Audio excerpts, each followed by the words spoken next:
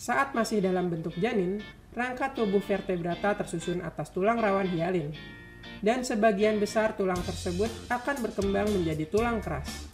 Proses perubahan tulang rawan menjadi tulang keras disebut osifikasi. Contoh tulang yang mengalami osifikasi adalah tulang tungkai.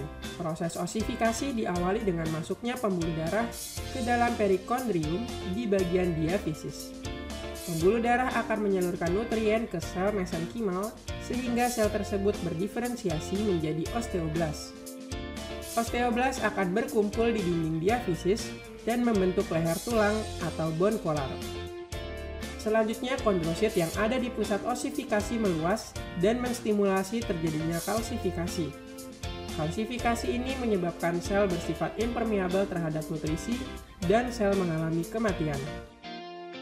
Hal ini menyebabkan pusat tulang menjadi berongga dan bone collar di sekelilingnya berperan sebagai penyokong.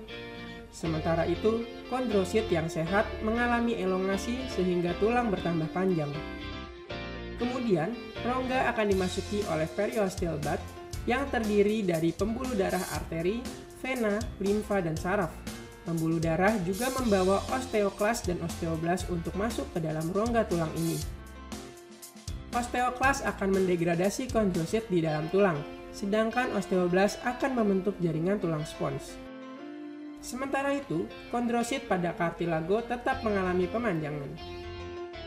Tahapan selanjutnya adalah pusat ostifikasi akan terus meluas, osteoklas mulai mendegradasi tulang spons di sekitar pusat ostifikasi dan membentuk sumsum tulang.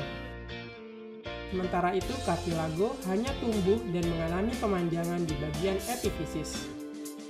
Di saat yang bersamaan, tulang spons juga mulai terbentuk di epifisis. Tahapan terakhir, tulang rawan sudah hampir seluruhnya mengalami pengerasan, dan kartilago hanya tersisa di permukaan dan lempeng bawah epifisis.